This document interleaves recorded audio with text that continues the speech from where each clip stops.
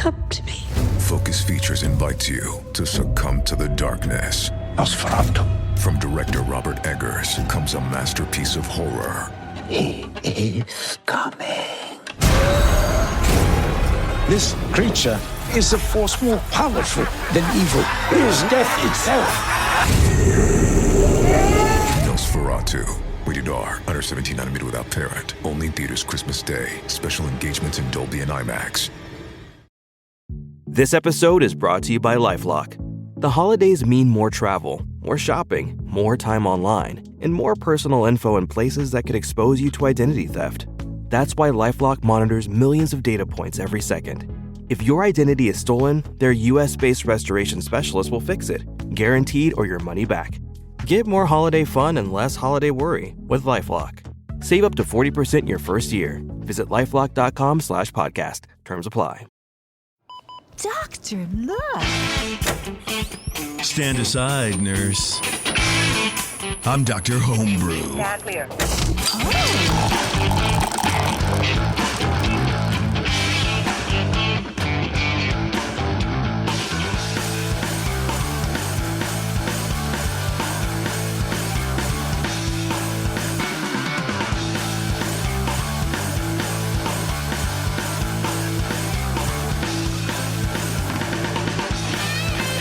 What's going on, everybody? Thanks again for coming into another episode of Dr. Homebrew. That might be the weirdest intro I've ever done for this show. I could do weirder. I'm sure you can, but we can't swear. Whoa, people and plants. Welcome to I didn't know you don't need to do show, weirder. No, it's fine. Thank you, Cooper. I appreciate it. Dr. Succulent is on the job. All right, thank you. We are here today talking a little bit of homebrew and some more commercial beer because this is our show for December, one of them. And, I know we covered commercial Christmas beer, holiday beers on the last show, but we were hanging in the group chat. And we're like, what do we even talk about? Because we don't have much homebrew to deal with. And we're like, well, let's just go get more commercial Christmas beer. Because it's all over the place. There's so many. And I thought for a while all this was dying down, like this Christmas beer, holiday beer thing, but it's not. It's just morphed into weirdness. So I want to talk about some of that weirdness. We have some on this show. We're going to do a little bit of homebrew and then drink at least two of the beers that I remember seeing. I've seen these beers. I'm not going to tell you what they are now. I've seen these beers, I think, for 20 years in the stores. Maybe these same bottles. I don't know. We'll find out. As have I. Yeah. Which is why I picked them, because I've never had them. I've never had them either. either. Why not subject us all to these beers and see how terrible they are? Yeah, and I'm glad you did that, because that's exactly what I thought too. I'm like, oh, okay, great. We're just going to figure this out. Finally. It's like, okay, finally I'll pay this bill or whatever, because it's due. Finally going to rip the Band-Aid off of these beers, see how it feels. Now there's just 8 days until Christmas. We're left with what's left on the shelves that didn't sell at Bevmo. I guess. So, well, it is a little bit like the Christmas tree lot right now at Bevmo, where there's like a lot of stuff. Like, I'm not sure I saw any celebration. I did see, I swear we've done St. Bernardus Christmas Ale, which is why I didn't get that. We I might was about have. that close to doing it. I got some of that. Nah, I'm going to go for some things that I'm sure we haven't done.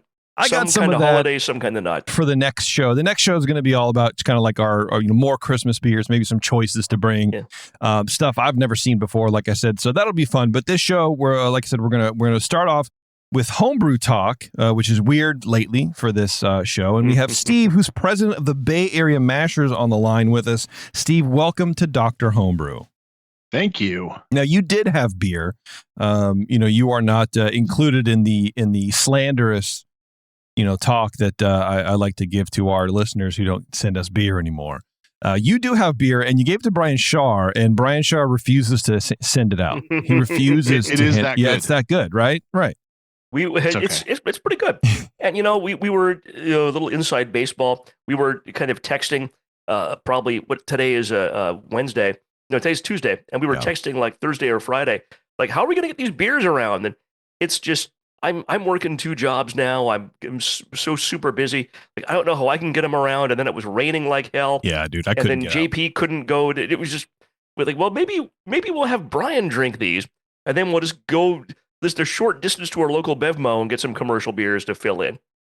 Yeah, that's a great plan. It's a good it's a plan, and we all kind of came up with it together, and I'm proud to be a part of it. Right, exactly. So Char's going to have one of the beers from Steve while Steve tells us tales about homebrewing in the Bay Area, or something's happening. Something's coming up, right? You guys have a big burlesque show you guys are doing for the club, or what's that about? Doing something, well, that's right? news to me if there's a burlesque show, but I'm all been for training. I'm not going to give you a preview of it I'm today. Disappointed. Yeah, so we're going to talk to Steve, and it'll be a good time. So there's a little bit of homebrew talk, which is, outside of the norm, I guess, for this show, finally. But yeah, anyway, we're going to have a good time, everyone. So thanks for sticking around. I don't have any of Steve's beer. So while I was at Bevmo, I got this can of, it's a Helles.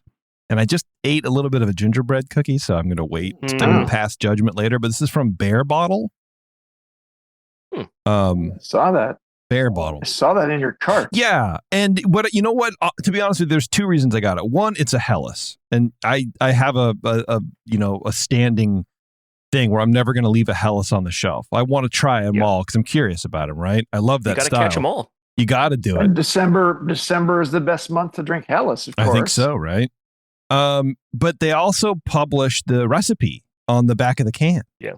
I like that a lot. I've never Bear seen Bottle that. does that for a lot of their a lot of their beers that I've interacted with. They'll have a homebrew recipe of it, and I think that's very courteous of them. It is. It's super cool, dude. I love it. There's no I think it's great, and they scale it down for 5 gallons already, so you don't have to do the math. Cool. And I remember like when Rogue was putting just like the FG and OG or whatever on their bottles, I was like, wow, that's really neat. And the degree Plato. And so they were giving you as much information as like they think that you wanted. But Bear Bottle's like, here, just do what we're doing. Yeah. Try it. I think that's fantastic. So shouts up. Yeah. And we having that beer. But anyway, enough about me. Yeah. Steve, welcome to the show once again. So Brian was telling me that you guys have a competition coming up that you want to talk about. Yeah, so Bay Area Masters hosts the World Cup of Beer Homebrew competition.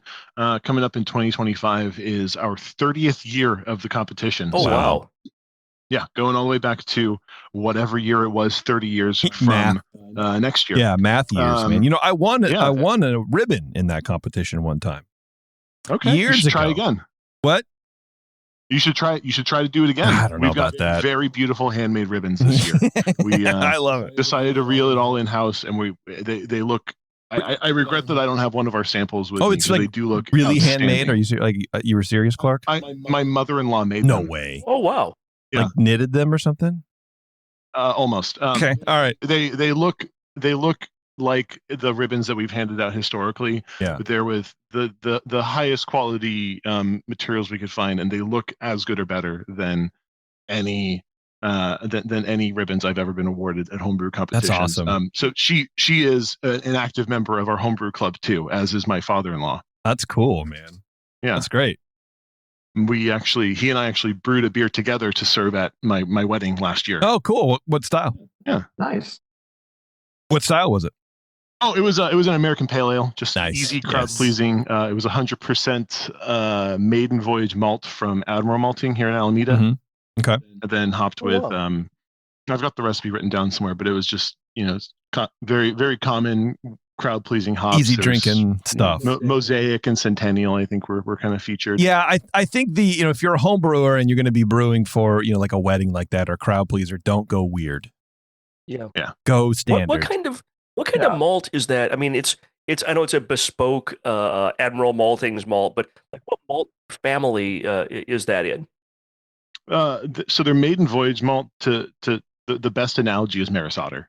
Oh, cool. It's maybe a little less biscuity than like a real classic Maris Otter, but it is a good stand-in for a high color, like a mid to high color British pale malt. Cool. I use Admiral Maltings is like just down the road for me basically. And, cool. So I use them in almost all my recipes. Nice. In like very high percentages. Very cool. That's great. And you can just buy it from them. You don't have to go to a homebrew shop or anything.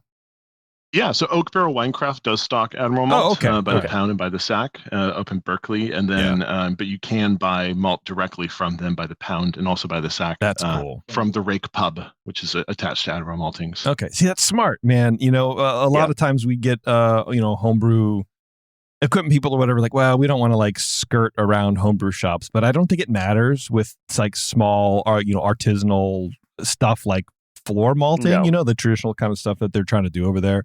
I think that's encouraged. And to be honest with you, the more people, the easier you can get that stuff into people's hands, the better. And then I also have the benefit. I am on texting basis with their production manager, so I will know a couple days ahead of time when certain malts are coming out of the kiln. Oh wow! And I can plan my brew days to have malt that was kilned same day. Damn. Wow, that is super Look cool. at you. Is it still warm out of the kiln?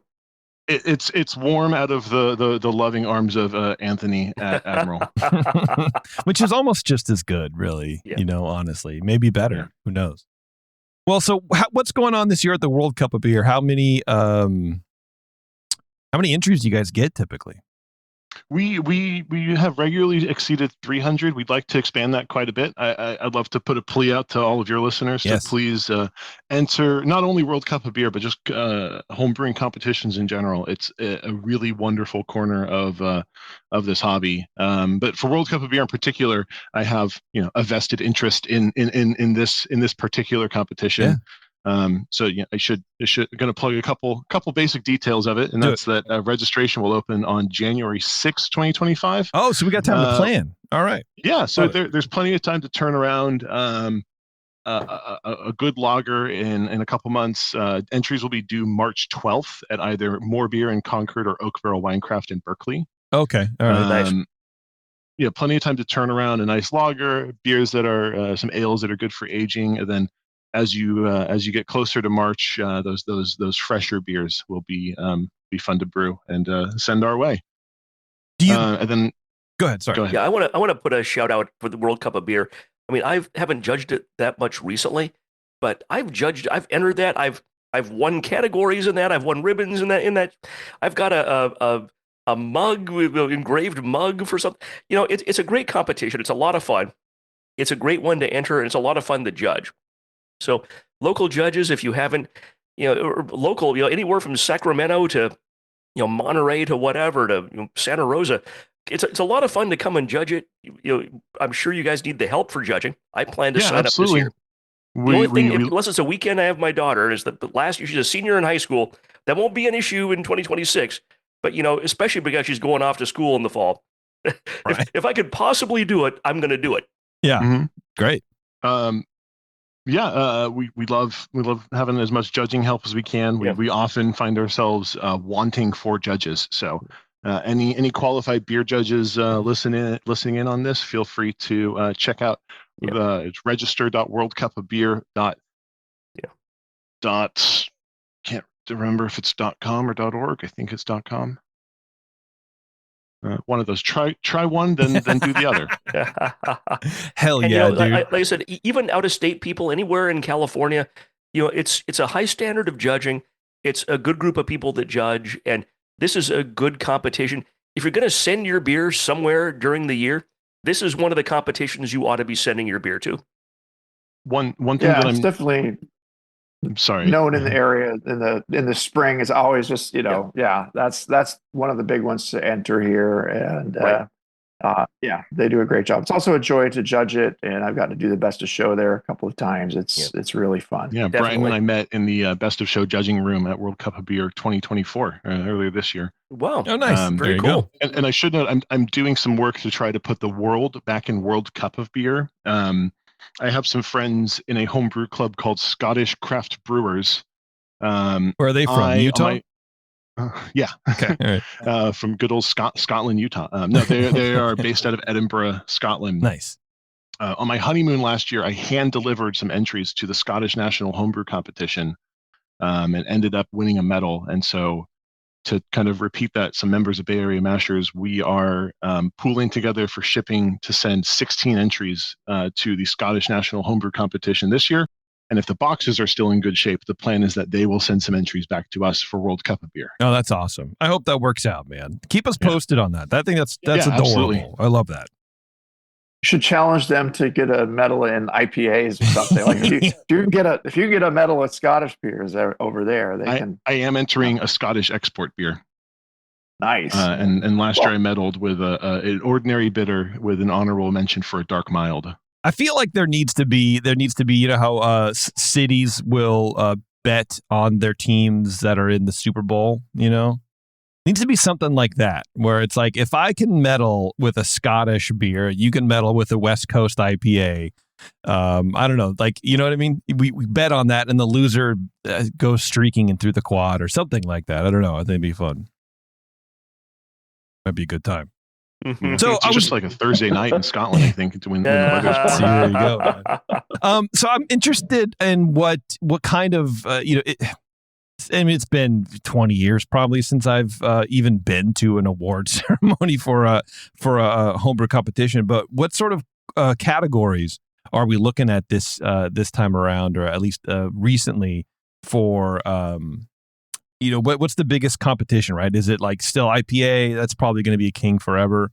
Are we seeing some of these weird kind of smaller categories recently start coming up?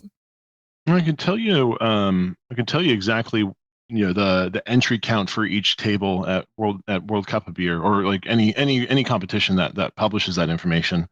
But we tend to find that it's pretty balanced. There's certainly some that had a lot more entries than others, like standard American beer, which is for our competition, contained American light lager, and cream ale, and possibly American wheat beer.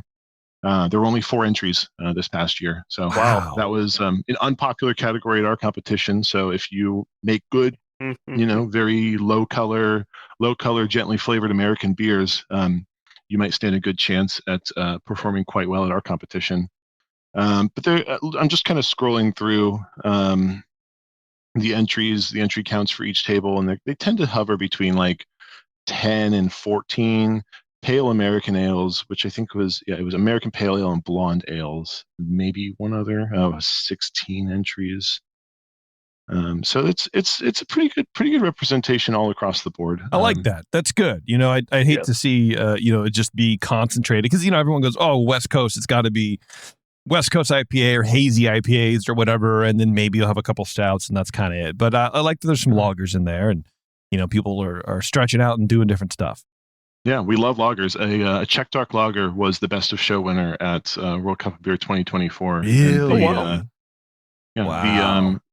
And then the brewer of that, as part of the competition, they were able to do a collaboration batch with East Brother Beer Company for that recipe. Fantastic. And East Brother has agreed to offer the same thing to the 2025 best of show winner. So wow, if you put in a beer and it's quite good, better than all the rest, then you could get an invite up to Richmond to see your beer on draft and in cans wherever it is East Brother distributes. Yeah, nice. That's all. Which is even out here in East County, man, we get East Brother in. This year, Cooper, you gotta enter your weird throwaway sour batch that you do, and then but then you can't replicate it, right? So no.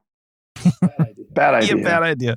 Well, Shar, why don't we crack open one of Steve's beers, huh? And we can talk a little bit about that. Steve, what beer did you send out? I sent him. So I've been deliberately keeping it kind of a mystery. Let me take a guess. Can you mind if I take a guess? Oh before yeah, you tell here me we what go. it is? We're at the sommelier. I'll tell you, tasting. I entered it into the recently concluded California homebrew competition that was hosted by our very good friends over in Doze, and I entered it into 5 different categories. Wow! So I would love for you, Brian, to tell me exactly which 5 categories and what it scored in each. Well, I'm not going to tell you 5. I'm not going to give you a score, but that's the number. My guess was 13B British Brown Ale.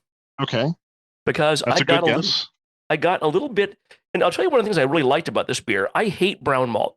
I think brown malt is terrible. I think it tastes like tire rubber.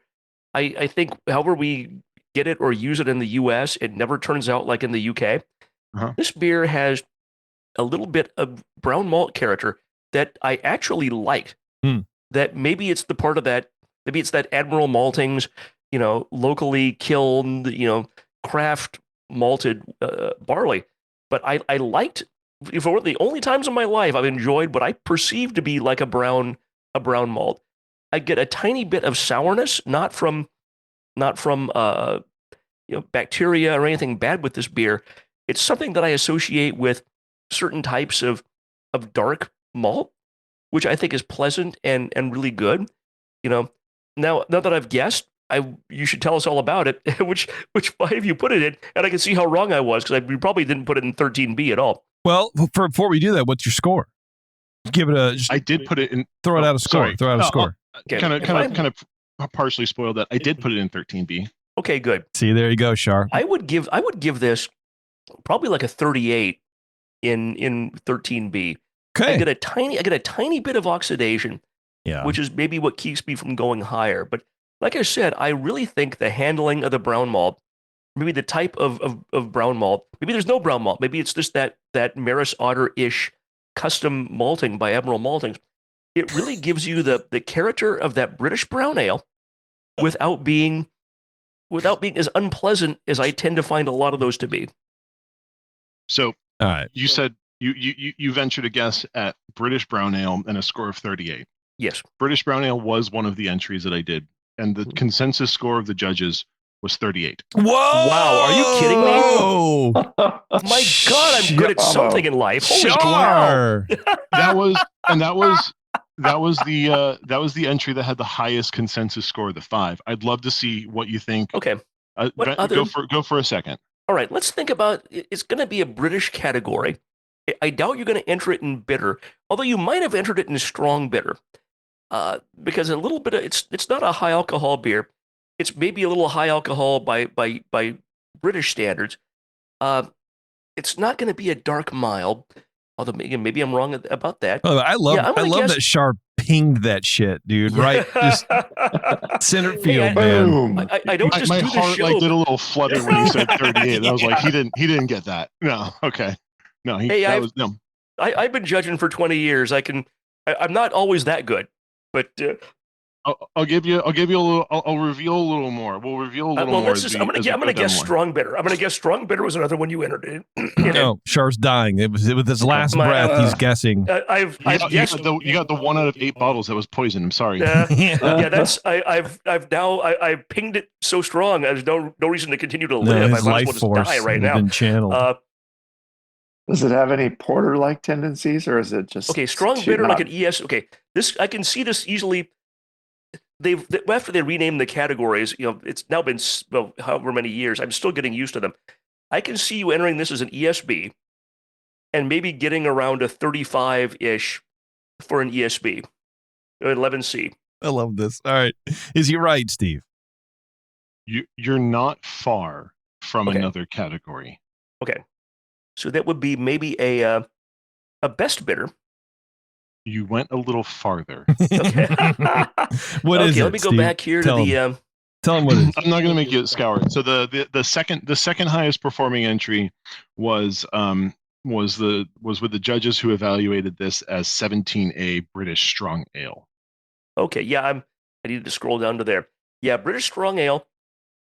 I can see maybe this is a 35 as a British Strong Ale. It was 37. Okay. Pretty good, man. I'm only gonna try to get the third one out of it, only because the third highest scoring entry was the one that I actually won a medal for. Mm. So this is you could, if you were morally and ethically bankrupt, look up the results of the California Homebrew competition. Oh, what fun is that? We're having a good time right now.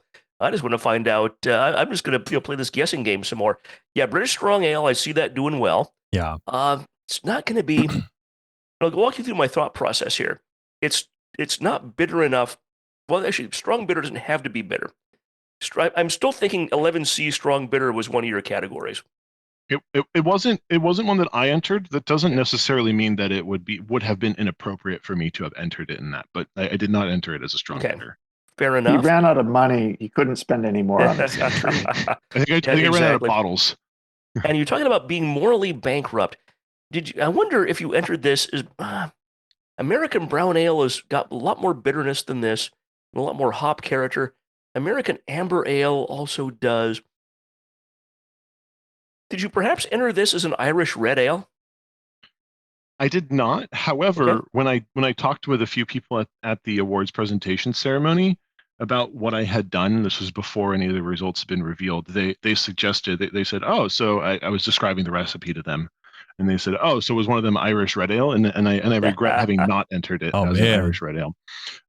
Yeah, I could see this doing fairly well as an Irish Red Ale too. Sure. Not as well as it would as a British Brown, but I can see it doing fairly well. I gotta try an this. Irish Red. I'm looking forward to next year, when we get to try this beer. I'm looking forward to it because this kind of is ticking a lot of boxes for me in beers that I like to drink. Mm-hmm. Yeah. So I'm curious. You think those 7 remaining bottles are going to last in his beer closet there? Yes. I've been keeping them in my garage. Actually, it was a good thing I put them in my garage, and we decided to do this like after I'd already gone to work, so I couldn't pull them in my house or put them in the fridge or anything. Yeah. So they're at cellar temperature, exactly like a British beer ought to be. Right? It's probably There you go, man. Probably 55 degrees, probably 55 degrees in my garage. Love it. So these bottles are 55 degrees. They're perfect for a British beer, exactly where you want them to be. I love it. And that would be appropriate for 4 to the 5 styles that I entered it as. Mm-hmm. So one was probably intended to be cooler. Okay. I wonder if you entered this as a... No, you wouldn't do it as a Märzen because it's got too much brown malt. Is it alt beer, maybe? It was Scottish export. I was guessing maybe Scottish because it's Scottish typically... It's usually got a little more maltier, almost syrupy, but that's can be more of a wee heavy. I agree that it could be a little sweeter for style. But yeah, Scottish export scored the highest as British Brown Ale, followed by British Strong Ale at 37 points. Mm-hmm. The entry, the judges who got it as a Scottish export scored at 34, and it went on to win third place in the Scottish and Irish beer category. Nice. Man, tell you, no, I totally get that dude. because you've got that kind of Scottish export can cover a little territory, and it's not something that Americans are always super familiar with, which can work in your favor. As comments for the style for Scottish export, Americanized versions are often greater in strength, similar to American treatment of Irish Red Ale that we were just talking about. Do not perceive the light roasty dryness as smoke. Yeah, I can see people, maybe if they're not familiar with brown malt, perceiving that as maybe a lightly smoked or some sort of roasty dryness in there. It does have a spiciness to it, I think. Yes. And that could be due to 8% flaked rye. Yeah. 8% flaked rye in the recipe. That's and then where also a little bit of that sourness is coming from. Also a small amount of chocolate rye. Nice. Yeah. Nicely done. This is a really good beer, man. I really like this. I mean, you can see I've drank almost this entire bottle just while we're preparing for the show and chatting with you. And I've got this much left in my glass. And you got 7 more. It's really good. I'm glad. I'll send you a prize of some sort if you can name if you can name that yeast. Don't overthink it. Is it the White Lab Scottish Ale? What is it? USO 5. Oh, Wow. 5. Attaboy. Yeah, you'll send me a prize, which is some powdered USO 5. Just put it in an envelope with no return address. Yeah, just some powdery stuff sealed up. Not anthrax. Yeah, that's too bad, man. Well, it's not white, so if it were white, it would be anthrax or blow. So either way, I mean, either way, it's a party, right? Yeah, no, it was. Either way, you had a good time for a few hours. I got all set up to brew this beer, and I had a package of a Scottish ale yeast that was a little long in the tooth. Yeah. And I had forgotten to make a starter. And I started on the brew day, and I just thought this is already not going to quite be right for Scottish export, which is the beer that I had in mind when I was brewing this. So I was happy to have gotten a medal in that one in particular. Nice. And so I was just like, I can either dump this wort or I can add USO 5, and I added USO 5. That's the smart call. Yeah, that's the way to go, man. You always got to have some dry yeast on hand. Yeah, Well, it's a pretty good beer. I don't know how many times I haven't brewed for a while. I swear to God, I'm going to start in 2025. Hear that? Again, I hear that a lot. I haven't brewed for a while, but whenever I brewed, it's especially if I'm trying to brew for competition or make something. No matter how much I made a list or tried to prepare, there's always something, and I'd have to run. Thankfully, I was like a 20-minute drive to More Beer in Los Altos. I could go and get it and come back. Rest in peace. I know. That was a good store, and But now you're even closer. I love Phil. Yeah, now I'm even closer to the one in Concord. Yeah. But regardless, very very well done, and that's a good lesson for homebrewers that are listening. Is don't give up and dump it just because some one ingredient that you really wanted isn't at hand. Just use what you got. Work for it, and also if dump the it beer, afterwards if it sucks, but don't just dump it in advance. Or if the beer comes out like mine did, not quite fitting into any one particular style, if you have the means to, then I encourage you to enter it into multiple styles. Like mine was exactly. So this beer, I'm looking at the recipe on my Brewfather app. It's a little too strong, a little too high alcohol and high OG and FG to be a Scottish export. So it's right at 6% alcohol. Mm-hmm. A little too light to be a wee heavy, which is the last one that I entered it as. I bet you probably got about a 28 as a wee heavy. It was 27. Hey, okay. There he is. He's back, baby. And I also did the only beer style that it actually fit all within the guidelines of was Kentucky Common. And so I entered it as Kentucky Common, and it scored a 32, which I think is a good score. Not outstanding, but it's good. Yeah, I think it's technically very good, isn't it? Yeah. Or is that still good? See, I can't remember. Steve, this is a classic example of how, we've talked about this on the show before. I'm sure people have heard this in other podcasts and things they've read. No. When you're entering a competition, you enter based on how it tastes, not on every little technical detail of OG and FG and ingredients. Sometimes that stuff doesn't get reflected. Yeah. No, they don't. On your intention, which is even worse, right? Like I wanted to make this, and therefore I have to enter it in this, and that's just not how it goes. Yeah. So I am sending this. This is one of my entries to the Scottish National Homebrew Competition. Oh wow! And I'm looking for. I still haven't decided if I'm going to go with Scottish Export because it's already won in that one. And I think it'd be very funny to win if I were to win with a Scottish beer in the Scottish competition. Oh yeah. But I think I'm going to go with British Brown Ale because it is more instantly identifiable as that style. Yeah, that was my first guess as to what it was based on my perception of like a brown malt. But you probably didn't use any brown malt in here. It sounds like. No, so this was. That's why I liked it. 78% was Gallagher's Best Malt from Admiral Maltings. That's kind of like a high color American pale malt. You got to stay out of the splash zone for that one. Yeah. You may get wet. Hell yeah. Then there was a 7% Munich malt. Mm-hmm. The rye malt that I mentioned earlier. Then a little bit of a medium crystal malt, and then some of Admiral Malting has a malt called Kilnsmith, which is like a low to medium color crystal. It's about 70 degrees lava bond. Wow. I think it might be a little darker than that, but that's what it says on their website. And then a touch of chocolate rye. Wow.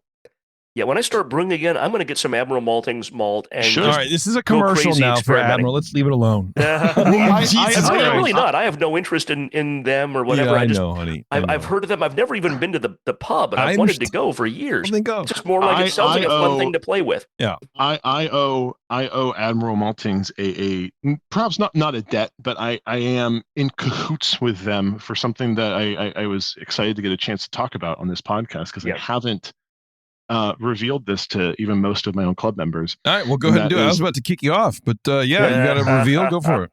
I'm terribly boring. I'm sorry. And that is that. So in addition to next year being the 30th anniversary of World Cup of Beer, it is also the 35th anniversary of the Bay Area Mashers Homebrew Club. Oh, wow. Nice. When I took the reins as president, I thought we ought to make a big deal out of that. And so I've been working with Dave McLean, who's the co-founder of Admiral Maltings, and we are going to be doing a Pro-Am collaboration series with wow. several Admiral Maltings customers throughout the Bay Area. So we've got East Brother is on board, and then a couple others who I asked if I could if they'd be comfortable with me specifically plugging them on this podcast, and they didn't respond, mostly because it was like 4 hours ago that I emailed them. But yeah, it's a busy time of year too. Yeah. East Brother is going to do a Pro-Am collab with BAM, and then there are. Wow. I feel very confident saying there's going to be about a half dozen of us doing a Pro-Am series. That's awesome. With Admiral celebrating the 35th anniversary of Bay Area Mashers. Most of them being debuted at It's the Malt Festival in June of 2025. Is that a new beer festival? It was new this year, and it'll be it'll be done a second annual run. Is that at Admiral? At the Rake at Admiral Maltings. Oh, cool. Yeah. Sounds awesome, man. That sounds really cool. Yeah. And I'm not being like paid to plug Admiral Maltings here. I talk about Admiral Maltings roughly as much in my everyday life. I'm sure you do. I'm sure that's possible. Yeah. Well, you know what? I picked my first apartment in Alameda partially because I could walk to Admiral Maltings. Oh my God, that's so cool. Yeah. Hey, you know what you like. And for our listeners who are not around the Bay Area, there's a lot of craft maltsters around the country that don't get a lot of publicity and not necessarily are on the podcast or whatever. They don't have a Steve of their own. Exactly. So if you're brewing in Maine or Nebraska or whatever, poke around, see what kind of local maltsters you have. Support them. You buy their malt, make some beers. Experiment. That's the point of homebrewing, is to experiment and try new things. Go support your local craft maltster. Yes, absolutely. Do that and make homebrew with them, and send them to World Cup beer. Well, and Steve, to Dr. Homebrew. Keep us posted on all this stuff. It sounds like you guys have a big year coming up. Yeah, a lot of stuff going on. We've got a lot of fun stuff going on. That's cool. Just kind of the tip of the iceberg of things that we've got in store for the next year. All right, I'm working down my flight of homebrew that I've got. Nice, I've got my Scottish, British, Kentucky export common. My best bitter. Should be the name of it. American my British golden ale. I'm sorry, and then my American stout. Very Sounds nice. good, man. I love it. Yeah. That's a good flight right there. I would wish I was there drinking all those with you. I've got more out of different glasses, probably. And clearly, when I try to deliver beer to the Dr. Homebrew podcast, it only goes to Brian Shar. Only for now. We couldn't get it together. I'll do better next time. We couldn't get it together in time, but we'll do better on again. Yeah, so we can come. We would love to have you on again. If you can come back in January, then we can fix. Then we can get the beers around finally and talk a little about it, because I feel like we've covered like 40% of the beer, but I want to try it. Yeah, and I'll be making more in the meantime, and traveling out to Concord Martinez area, because I'm dropping off beers for Del Cielo's. I'm sorry, it's not Del Cielo. It's Sidegate Brewing. Oh, wow. I'll just because I've said that, I'll bring beer to Del Cielo, but it's I will. Sidegate Brewing is hosting their British Beer Bonanza, so they're doing a homebrew competition for a shot at a Pro-Am collab with them. See, that's what we need to be doing, boys. We were texting the other day. I was like, we should be really plugging a lot of competitions, especially in the area. As for a podcast that relies and thrives exclusively on homebrew. Yes. And how to enter competitions. Yeah. Well, here locally, they're gearing up for them. We got the Alameda County Fair coming up that's organized by my club, the Mad Zymurgus. That's after World Cup, so enter them first, of course. But that'll be coming down the pipeline. Enter World Cup, and then enter the ones that win in the Alameda County Fair. Exactly. Yeah, and you know what? With every entry, you get free admission to the fair, guys. So just so you know. Yeah, that's the Babbo contest, right? Steve, we're going to let you go. Yes. We're going to take a break because we're kind of running against the time. But for everybody who wants to enter in the World Cup of Beer homebrew competition, go to register.worldcupofbeer.com, and registration will open on January 6th. This will be a good January 6th. This is a positive one for once. 2025. We got to take that back. Judging will commence. Oh no, judging and steward registration will open there as well, which is great. And then you were saying what? There's it's like March, I believe, is when entries are due. March 12th is the deadline to submit entries. They'll be judged for the next couple of weekends with the final awards party with that is basically a mini homebrew festival with free food and homebrew. That is going to be March 30th. Love it. That any entrant, any volunteer, steward, judge, or Bay Area Mashers member is welcome. Where's the judging? or the it'll final be done at Faction Brewing. So Faction, cool. another reason for me to rep and support Faction is there. Plug them, yeah. In addition to them being our host site for our meetings, they're also are very, very generous and very kind host site for the World Cup of Beer Homebrew competition this year. That is true. Like, really as abrasive as Roger is, he's a sweetheart when it comes to like being altruistic, I guess is the word. I don't know. Like, I am desperate to stay on his good side because I know the second I veer from that, it's all no, Roger, if you're listening, you're wonderful. No, Roger, if you're listening, you're a piece of shit. No one likes you. Everyone hates you. I'm just kidding. I love Roger because he's exactly who he is, and there's just no filter. He's just out there, and yeah, he's abrasive, but so what? Who gives I love a fuck? that dude. No, he's so cool. I love dude. him too. He's a great guy. He is. Yeah. But that's what I mean, right? It's like there's some people who are sort of prickly. And that's Roger, and then you get to know him, and it's just like, oh, I you get Roger. If you get Roger, like you're in, man. He's a good dude. I like that guy a lot. All right, we're gonna let you go, Steve. We're gonna take a break, everybody. We're gonna come back. We have 2 beers to try, these sort of like Christmas classics.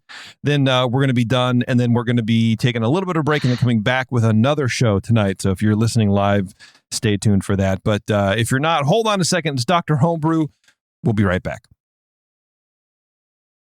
This episode is brought to you by AWS. Amazon Q Business is the new generative AI assistant from AWS. Many tasks can make business slow, like wading through mud. Help! Luckily, there's a faster, easier, less messy choice. Amazon Q can securely understand your business data to help you streamline tasks, like summarizing quarterly results or doing complex analyses in no time. Q got this. Learn what Amazon Q Business can do for you at aws.com/learn more. Streaming now on Peacock. Paris Hilton and Nicole Richie are back. That's hot. Loves it. For a show-stopping reunion that will prove putting on an opera is anything but simple. We're really good at this. One thing's for sure, they won't be upstaged. Good to have you back. Come on, we've got a show to do. Paris and Nicole, The Encore, a 3-part reunion special. Streaming now, only on Peacock.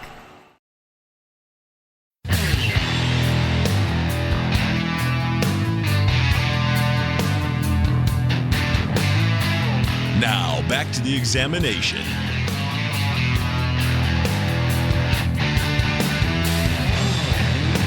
All right, thanks for sticking around, everybody. We are back, and before the break, I was plugging these 2 beers that, like I said, I've literally seen probably for 20 years. Shar, when you texted the group, because basically we're like, all right, whoever gets the Bevmo first gets to determine what we're drinking tonight, and that's just kind of how you got to fly by the seat of your knickers. You know what I mean? And on occasion, that's just how you got to go. You got to do it. So Shar pulls these, and I'm like, these look really familiar. And I had this like pang of nostalgia, I guess, when I went there and grabbed these beers off the shelf, because this is like one of my earliest beer drinking memories. And I don't know if it's real or not, right? But they are, let me pull the cover off. This is Santa's Butt Winter Porter. And if you guys have been, drinking for any length of time, this will look very familiar to you. It's like a hand-drawn, it almost looks like very German or European. And there's Santa, and he has a butt, and he's showing you his butt. And then we also have Bad Elf, which is a 4.5% by alcohol Winter's Ale. So it's winters. It belongs to the winter. It's not a winter ale. It literally belongs to the weather. Yes. Yeah, and so we're going to be drinking these. These are both by Ridgeway Brewing. Ridgeway Brewing. There you go. In Oxfordshire. There you go. So from the UK. I have always imported by Lima Ventures in Concord, California. Whatever that is. No shit, really? No, seriously, it's right there on the label. In Concord? Yeah, I saw that. Yeah, right here in Concord. We're gonna look that up while we're looking at this. But yeah, I've wanted to do this forever, so I'm really actually tentatively excited, Shar. But Cooper has well, we did the British one, or I'm sorry, we did the Belgian Christmas beers a little while back, and this may seem like rehash, but now we're in the UK. Hey, I knew you had to mention it's a rehash. Did we do a St. Bernardus in the past? A St. Bernardus Christmas? I swear we did. Yes. We might have, yeah, but so there you go. We won't talk about it. But it doesn't matter. We don't have that in front of us now. We have these two beers. Cooper's gotten 45 minutes without really saying a handful of words. So, Cooper, why don't you start with probably the Bad Elf, I would guess? Okay, let's dig into the Bad Elf. So it's a winter's ale. When I see the name Bad Elf, I would think, okay, just looking at the name, this is going to be a stronger beer, or a more intense beer, or maybe even a dark. But look at that! It is it's kind straw of hay color, golden, like light golden color. Yeah, it's not yellow, but it's light gold, I guess. And okay. It's strong by British standards, perhaps at 4.5%. There's quite a fair amount of hop in the nose here too. I wouldn't expect that either, but it's got a kind of a basic bready, biscuity character in the nose from the malt. A little bit of kind of a herbal hop, a little bit of. So while we're digesting this, Lime Ventures imports Dre Fontaine, the Achel Trappist beer, 8 Wired, which I think is from Australia. They're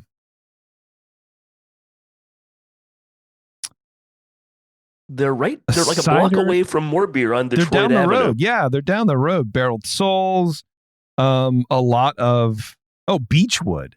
They distribute they distribute Beechwood. Wow. That is fucking wild to me, dude.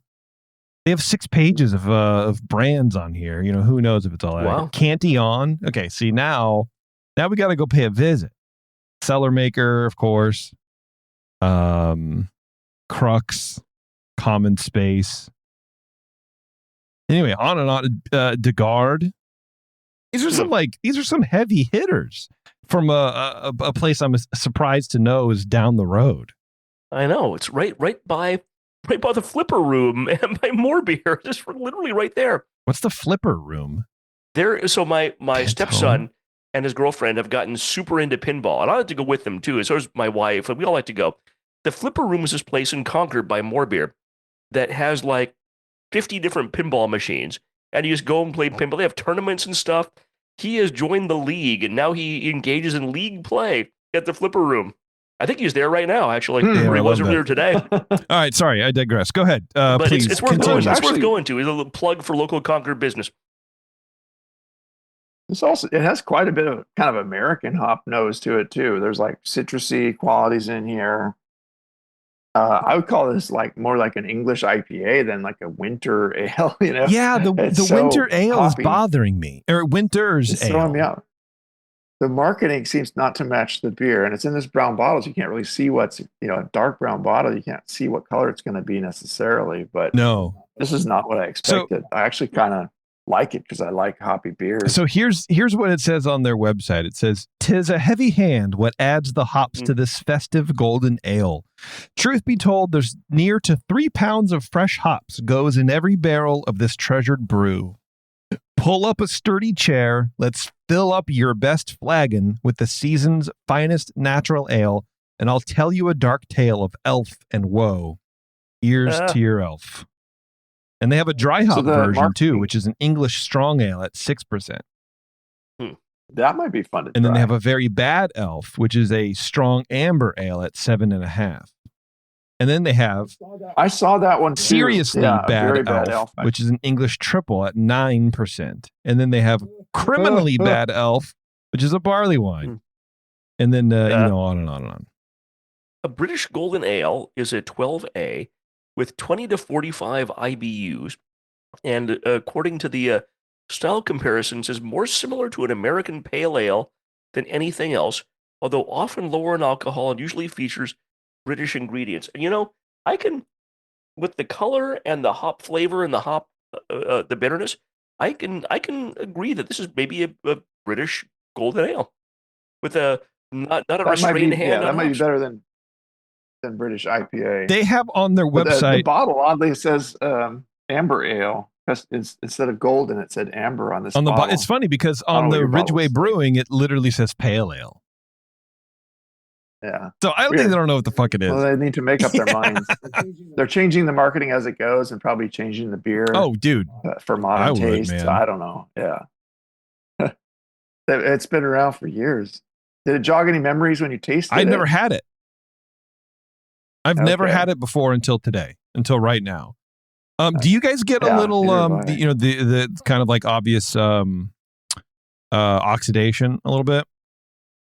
How prevalent is that for you guys? Getting kind of a mineral character, like a kind of slightly Burtonized, kind of watered character, with the bitterness is playing off in kind of a rough way. I'm not getting any paper cardboard, really. I get a little bit. It's not, but it's very like tannic, freshest tasting. But it's I'm really sensitive to the oxidation, and I'm not getting oxidation in this either.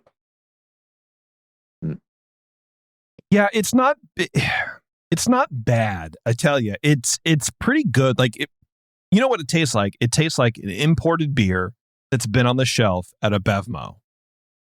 You know what I mean? Like there's a lot of that where you just sort of have to, you pull it off the shelf and you kind of know what you're in for already. Like, you have to take 20% off of your anticipation and be like, this isn't going to be exactly that great because of these three things. But for what it is, it's pretty good. It's there's a very sharp bitterness to it, which is surprising. Like you said, Cooper, the marketing does not match what's in the bottle at all. And I had very low expectations, because I would never seek out this beer. It's always there. I would never do it either. Time, but yes, right. It's seasonal.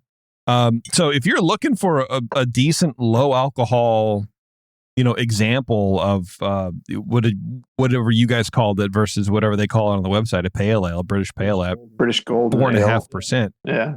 I wouldn't not recommend it. I mean, I think the bitterness is a little too aggressive for me personally. But I wonder, because it's almost like it's like a tannin astringent kind of thing. But it can be up to 45 IBUs. And frankly, if I were doing a BJCP class and I were trying to find a commercial example of this beer, which is not going to be that easy to find in 2024, I would happily serve this as an example of that style. You know what? This would be a good beer to put on some sort of exam or a tasting round through, like, hey, what's wrong with this kind of test? Like, because I don't know, there's like a thing to it where maybe it's the hops. It does have kind of like this old school, like mint, some of those, like, I want to say like a straight, like wormwood, or Northern brewer type of thing. Yeah. That's what I'm thinking of. And there is a little hint of astringency. I think you're onto something, JP. That you said astringency. Yeah, I get a hint of that. A little bit, yeah, but I think it's this, like Cooper saying, woody, minty kind of thing. So I think it's those hops, and I'm too fucking old now. Apparently, I can't read the hops on this thing, and I think it just says hops. No, it says hops. Oh yeah, that's just the ingredients. Yeah. It lists them in many different languages. Hops, humala. That's what I thought it was. I'm like, maybe I'm out of the game, I guess, when it comes to the fucking hops. I have no idea what's going on. No, that's European. It's European labeling, where they're going to be doing it to their major customers in different languages. Yeah, that's not a hop type. So I'm trying to find either like a recipe or, it's funny. So I'm on Shelton Brothers website, which apparently they used to import this. And Bad Elf used to be 6%. I'm seeing that same thing. Yeah. It used to be 6%. And they even have a picture of the label that says 6% and now it's 4.5%, which I love. Don't get me wrong. Yeah. But yeah, I love that, dude. That's when Shelton Brothers imported it and not Lime Adventures. Right. They have a sell sheet, but I don't want to download anything. Yeah, I know. It's quite dry. There's very little sweetness in this beer. The body is light. It's actually quite drinkable. I guess if you, like me, are the type of person who just sees this beer in your peripheral vision as you're looking for your Sierra Nevada Celebration Ale or whatever, maybe turn around and grab one just for the hell of it. Please do it. Please it's do not it. that expensive. It's actually pretty. It's pretty decent. it's not the best thing you've ever drank. It's PDs, as the kids might say. No, they won't. No one will ever say that. If I ever say something like that, the kids might say, they have stopped saying it 10 years ago. Yeah, basically, once anybody with your advanced age starts saying it, you know what blow your kid's mind is say skibbity toilet. That'll freak them out because that's the thing right now. Yeah, like I'm looking up things, and on Homebrew Talk, there's a post where it's like trying to find a recipe for these beers and no replies. And that was 2012. It's like nobody cares. But yeah, please definitely try this beer. It's worth a shot. It's worth it. If you are trying to figure shit out. I know, me too. If you're trying to figure shit out and it's like taste weird stuff, go for the older looking labels. Go for that stuff that like isn't going to be kind of skewed by the modern, thing, even though this has dropped a 1.5% or whatever over the last God knows how many years. It's dropped one quarter in alcohol in the last couple of years. Dude, it's wild, man. This thing is weird. Yeah. I like it. I like it. Yeah, I like it too. It's very if you're looking to take a break, right, from the classic American beers, even like Sierra Nevada, right? Or whatever, which everyone needs a break from everything. Yeah. It's different enough where like it'll change your whole perspective on shit. Yeah, agreed. But if you're looking for something that screams festive, this is not it. Holiday. No. This is not it. Other than the label, that's as far as it goes. I like it. I think it's good. It's jolly on the outside. Yeah, it's bitter. It's jolly on the outside. It's very unexpected. Kind of tasty and it's bitter. Summery dude. on the inside. Damn! Look, they got Brian Shaw on the cover. Yeah. Ow. Looks like an old. Yeah. Observation looks accepted. Like grumpier old man. Like, and he's like gesturing at you to come here. He's like, try this beer. That's a little creepy. You'll it's love like it. You're going to get Dumbo'd and turn into a donkey or something after you drink that from this guy. You mean Pinocchio'd? Pinocchio? Oh, yeah, that's right. Yeah. Red Pinocchio. Duh. Yeah. What was I thinking? I don't know, man. I liked it. Okay. Let's take our last break and we'll do the Santa's butt and then we'll get out of here, huh? Yep. All right. Hang on, everyone. It's Dr. Homebrew. We'll be right back. All right, and then my other glass is literally okay. We'll just come back. There was the oxidation I hit. I wasn't going to interrupt the outro for that. Yeah, I appreciate that. All right, here we go. Ready? All right. Thanks for hanging on, everyone. This is our last beer we're going to rip through. This is also from Ridgeway, and like I was saying, it's Santa's Butt. Which is very classic, kind of 90s style marketing, right? Where it's like, let's take up butts are funny, which they are. But this is a winter porter. Now it's 6%. It's not a winter's It's porter? not a winter's porter. It's a winter porter. So I definitely am expecting a lot from this beer. And maybe I shouldn't. Let's hope for brown color at least. Yeah, right. It's very porter-like, kind of reddish amber at the sides. It's not super dark, but it's dark enough, man. I like big butts. Anyway. The thing I like so far about both of these beers is they're not spiced. Yeah, I've got enough of that. With the is that what you were expecting? Yeah, I thought. Well, I didn't read the labels, but I had no idea what they were going to be. I just saw that. You know what? There's something about the way that the labels are designed. I agree with you. 100%. I would there's an expectation somehow of like being spiced just because it's all the green and red on the labels. What? Maybe that's it, dude. Maybe that's it. Weird. I wonder what percentage of sales that Ridgeway makes every year that's their Christmas beers. They have this huge line of them. And I bet this is probably like a third to a half of their yearly income is their Christmas marketed Christmas beers. If I had to guess. Yeah, you think so? Yeah. All right. Well, what do you guys think about this? Shar, what do you think? Call them. I like this. Yeah. Actually, I like this a lot. This is the second one I'm unexpectedly really happy about. This is, they don't give it a name other than, they talk about they kind of obtusely refer to porter, winter porter. It's a, what's the percentage on this? 6%. Yeah. And that's on the high end of an English porter. So I was initially thinking, well, it's an English porter. I bet this is probably going to be like this, like a strong British strong ale. Hello, fellow BNers. This is Sully from the 21st Amendment Brewery located in San Francisco, just 2 blocks from Giants Park. Before Nico and I opened the 21A and before I was a professional brewer, I homebrewed on my small 4-burner apartment stove in a back house in Santa Monica, California, making my extract brews before graduating to the daunting idea of all-grain brewing. Homebrew books and information was hard to come by back then. The internet hadn't been invented yet, along with other things we take for granted today, like electricity and potable water. One thing I wish I had back then when I was learning was a radio show that could teach me the ins and outs of brewing and answer questions that I had about homebrewing, a resource for making great craft beer. The 21st Amendment Brewery is excited to be a proud sponsor of Dr. Homebrew, a great show that teaches you what you need to know about making incredible beer. Good stuff. Listen up, you might learn something. I certainly did. And thanks for your support. Tasty Crack Games. The leader in affordable, high-quality kegerators is here. Introducing Komos, the kegerator designed with serious beer drinkers in mind. It features an all-stainless steel draft tower, a major upgrade over traditional chrome-plated brass towers, and Komos keeps your new tower cold with their air-cooled tower fan, wrapping your beer lines in frigid coolness. Your beer is poured from innovative forward-sealing faucets that don't leak, so they stay cleaner for longer. Dual gas inlets on the rear of the fridge allow you to run both CO2 and nitrogen gas. Serve your beer with CO2, serve your kegged wine, or even cocktails with nitrogen. The digital temperature display has the largest range available, allowing you to use the Komos Kegerator for fermentation if you need to. And now Komos Kegerators ship with duo-tight draft fittings for that click-to-connect assembly we've all dreamed of.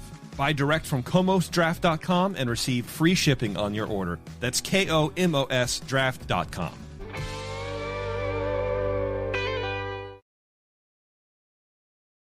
This motherfucker and his fucking shitty internet. Well, anyway, on their website, I got to their website. They list it as a porter, which is good. And they say this special holiday porter is made for winter, rich and warming, the way they like it at the North Pole. It was inspired by this famous line from a well-loved children's storybook.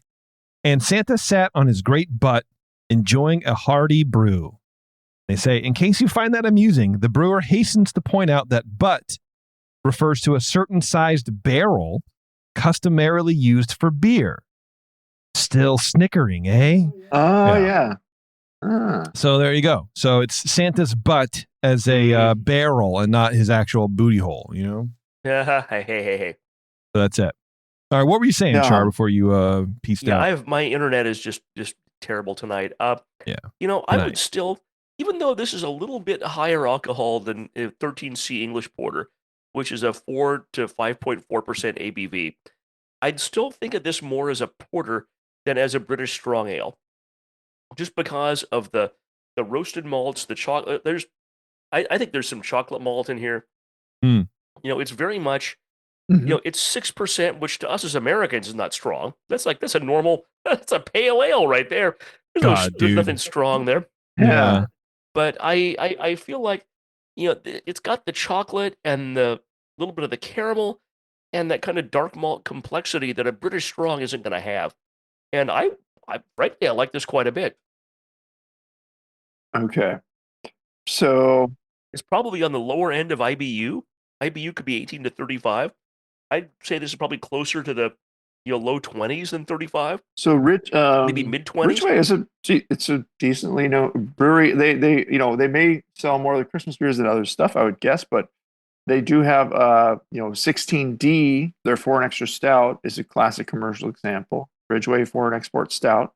Really? And if you go back to I was just doing a little exploration going back to my prior version of the guidelines, 2008. They have Bad Elf listed as a classic commercial example of English IPA. Wow, dude. Okay. I love that. And it's a good point that maybe their sales, I mean, we don't hear about them too much in the US, but we hear about them every Christmas, which is why I think if it was a little stronger back in that day when these guidelines were written, that would probably make a little more sense. They've since changed it and it's no longer classic commercial example of English IPA. Yeah. But it's So guys, British they know golden their ale today. They know their Santa's butt from a hole in the ground. So I'm back on the Shelton Brothers website, and they have a little bit more information than the Ridgeway site, which is, that's standard, I guess. This is a souped up version of the classic entire butt porter, apparently, that Ridgeway also makes, the entire butt. So this is specifically for Santa. And they say a very large barrel was a butt, in fact, holding 108 imperial gallons. Back in the day, it was quite a normal thing for a brewery to put its beer up in a large butt for storage. And on the label, Santa's sitting on a big barrel. You can see his, if you look past his big red pants, there's wooden staves underneath. Oh, yeah, there is. It's hard to see, though, because the name is right over. Yeah. Apparently, the labels are done by some guy in Massachusetts called Gary Lippincott. Huh. Kind of fun. Well, there you go. Neat. It's probably you can't put like Sir Mix-a-Lot with, I like well, big no, butts. you probably Just not on can't. the thing right now. No. We don't do soundboards on this show. Well, yeah, God, dude, what am I trying to say? For 6%, I expect a little bit more body. I think maybe that's what I'm used to in our porters, American style I think porters. ours would be a little drier. This one, it's got a fair amount of sweetness to it. I don't but know, ours would maybe? have a little I more don't know. edgy, Let me try again. like a bitter roastiness, or not, or just dark chocolatiness in it, as opposed to this is just kind of a smoothed out brown and light and yeah, nothing poking out really sharply. There's not at a all. lot. No, and there's not a lot there for 6%. I guess that's what I'm saying. Like for body wise, yeah, for malt wise, stop. Agreed. There's no reason this couldn't be a this cat management during the show. There's no reason this couldn't be a more traditional strength English porter, dialed back a percent or so, and it would still have all the flavor. Yeah, I don't know. I'm sort of stuck on it being 6% and it tastes light for a porter, for a winter porter. But I think maybe this might be the difference. Having never been, this might be the difference between English beers and American beers. Like we think of maybe winter beers as like winter warmers, like strong, a lot of flavor or whatever. But maybe they just mean that's just like higher alcohol. Yeah. I don't know. I respect the fact that it's 6% and it's still really smooth, and you can't tell it's 6%. You could drink a lot of this and it would be dangerous. You're right. It drinks like a 4.5% beer to me. Yes, or less. It drinks like a mild. Yeah, and that's dangerous. Yeah, the entire butt. I do like it. Salopian Brewery entire butt is 4.6%. The bottle conditioned product of the UK. That'll be a fun one to try. I've never seen that. Yeah, these are, I think, the only two Ridgeway beers I've ever seen. I wish I knew the hops. I wish I knew more, but nobody has any information online about these. So if you guys Maybe know, next Christmas please we need let to me get know. the whole line of Ridgeway Christmas beers, all the way Next from Bad Elf up Christmas. to like criminally Bad Elf, and just go for it and see what happens. You know what? We should make a note. Remind me in like July. Let's reach out to these people and let's see if we can just do that. Just do a whole show like we did with Schlenkerla. Yeah, for sure, man. That's a good idea. And if they don't want to do it, then we can go. You can go to Total Wine. I went to They can go Bevmo to hell. because that was closer to you guys. But Total Wine, man, whatever. I saw like 3 weeks ago, had like 8 of these Ridgeway beers all together, and we could do something like that next year. Just try them all. That'd be sweet. That'd be fun. Why not, Gotta man? catch Why them all not? like the Pokemon. Well, you know what? I think this was cool, man. Thanks, Char, for dragging us back into the 90s. I appreciate you. I'm happy to do it. I asked, I Anytime. tried to get some clues. So whenever I run out of ideas of how to figure something out, I'd ask AI. So I just asked ChatGPT what hops and malts are in Santa's Butt beer by Ridgeway Brewing. And it says Santa's Butt Winter Porter by Ridgeway Brewing is a 6% ABV English porter crafted for the winter season. While the brewery doesn't publicly disclose the specific hops and malts used in this beer, tasting notes and reviews provide some insights into its flavor profile. The beer is noted for its rich, syrupy malt character with flavors of milk, chocolate, coffee, smoke, roastiness, anise, and dark fruits like plum and fig. These characteristics suggest the use of specialty malts such as chocolate malt, roasted barley, and possibly caramel or crystal malts, which contribute to the beer's depth and complexity. In terms of hops, Santa's Butt exhibits a light bitterness with some herbal spice notes. This profile is typical of traditional English hop varieties, which are known for their earthy and herbal characteristics. So, yeah, that's sorry. That it kind of got it. Yeah. For Yeah, once, I mean, AI there you go, kinda man. got it. Yeah. AI doesn't have Yeah. a tongue. It can't taste. No. There's no nose. It can't So smell. if you ever, I have no Also- nose and I can't smell. if we ever quit on you, Chat JP, GPT yeah, you use- just have to like train our voices in and just like Bro. get Chat GPT to read I in can our do voices. that. I know you can. But I'm not going to. Chat GPT usage can draw as much water as the state of Rhode Island does in 1.5 days. Yeah.